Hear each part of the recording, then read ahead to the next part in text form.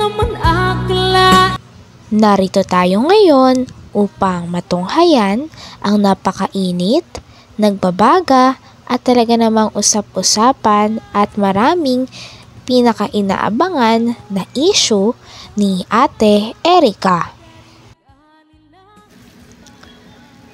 Sabi pa ni Kalingap Val sa tita ni Ate Erica at ni Sheila May na sinasaraan ang kanyang mga pamangkin ay kung wala daw talaga siyang inggit kay Ate Erica ay ikwento niya daw kung ano ang nangyari kay Kalingap Val, kaya tawagan niya daw si Kalingap Val upang ikwento ang mga tunay na naganap.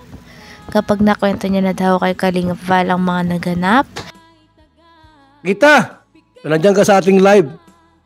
Tawagan mo ako sa cellphone ko. 0929-1132-469. Murahin mo ako. Sige, murahin mo ako dito. Na hindi ka inggitira. Inggitira kang maray. Sa naong pa lang, lamig kumuton naong anis. Nasa harap ka, ginumot ko yung naong ni mo. Tanda-tanda mo na, nainggit ka pa sa pamangkin mo. Sapagkat may itsura sila, ikaw wala. Sabihin mo maganda, hindi sila maganda. Si Sheila May, hindi man yan maganda, may itsura. Si Erica, may itsura. Ang maganda po si Biancy. Ganda ni Biancy, no? Grabe. Sexy na, malaman pa, maganda pa. Oh, tuloy mo. Ganyan ang ginagawa ninyo, ginagawa ninyo ng mga issue-issue. Nasubukan ninyo na may mangyari sa magulang ko. Sige daw, magkwento ka. Magkwento ka lang. Huwag kang mapagod magkwento. Nag-video ako dahil gusto kong sabihin sa inyo ang totoo. Dahil sobra na yung mga ginagawa ninyo na pandalait sa magulang ko, sa magulang namin. Kung noon hindi kami nagkikibo, dahil sino ba naman na mayroon kang pamangkin na sumikat. Yan, nainggit ka no? Diba? Ha? Pinasikat ng Kalingap? Abay, nainggit mga kaibigan. Sino sinabi niya? Bakit sila? Sila ang kinuha ni Kalingap, Rob. Tapos may love team sila. Paano ako? Wala akong love team. Sus, alam ko na yan, inggit. Kahit gitirang maray. Ano yung mga sinasabi. Okay. Kung hindi ka naiinggit, Kuya Bal, di ako naiinggit dyan sa dalawa. Sige, sa akin mo ikwento lahat. Tawagan mo ako. 0929-1132-469. Tita, ikwento mo sa akin, bakit ka nagayaan? Bakit mo kinakalaban, inaaway, pinapahiya online ang mga pamangkin mo?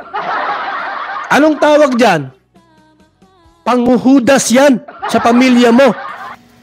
kasalukuyan nga na nag-react si Kalingap Val Santos Matubang sa statement ng tita ni Ate Erica at ni Sheila May. Talagang doon nga sa kanya pinapakinggan ay nakapagmura pa ang tita ni Ate Erica at ni Sheila May sa kanila sa sobrang galit. Sabi naman ni Kuya Val Santos Matubang ay huwag daw magmura. Dahil masama daw pakinggan iyon at mas lalo lang daw makakapagpalala ng away sa pagitan ni Ate Erica, Sheila May at ng kanyang pamilya.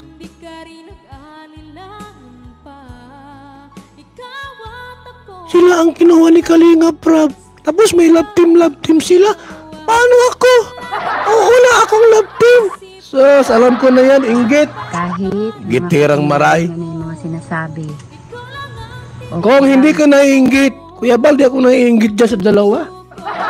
Sige, sa akin mo ikwento lahat. Tawagan mo ako.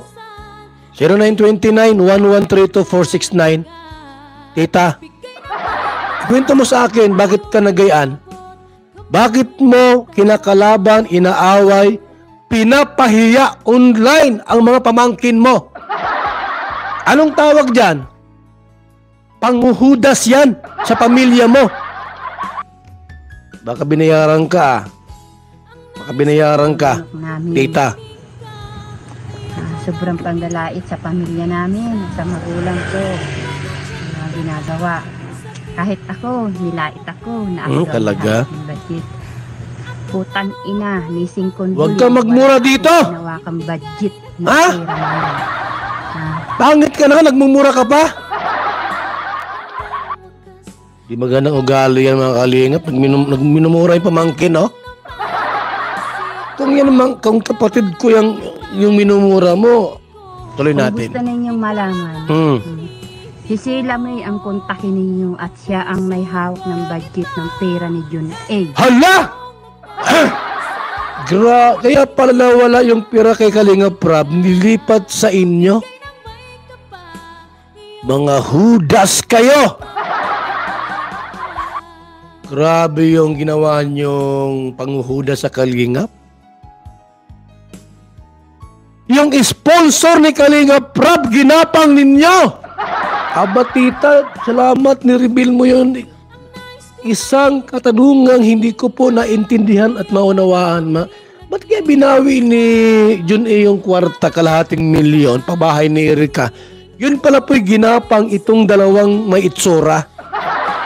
Ha? Yan po revelasyon. Nasaan ba si Sheila May? Kontakin mo ako, Sheila May. Kung itong sinabi ba ni tita mo'y totoo, kontakin mo ako. Mag one-on-one tayo sa loob ng kwarto. Huwag kang maingay kung sa ating...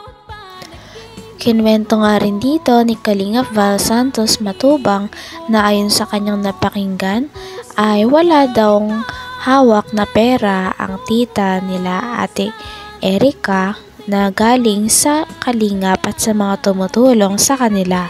Ang pera daw na natatanggap ni Ate Erika ay dumediretso daw sa kanyang ate at ni Singkong Doling daw ay wala daw silang binibigay at tinutulong sa kanilang pamilya dati. Meron dyan, no? Exclusive lang. Private resort. Puntahan kita doon, ako lang mag-isa. Ha? Sheila May, anong number ko? 0929-1132469. Gusto ko gabi. Walang istorbo. Pag umaga, daming tao dyan sa resort na yan. I-text mo ako, sabihin mo, Kuya Bal, di totoo yan. Sinabi ni tita na yung pera ni John A, akong mahawak. Ipaliwanag mo sa akin ng face to face. Yan o. Yung pera daw po ni John A, ikaw ang nagbabudget. Sila ang magkaut-utan labi. Magkaut-utang labi. Sila.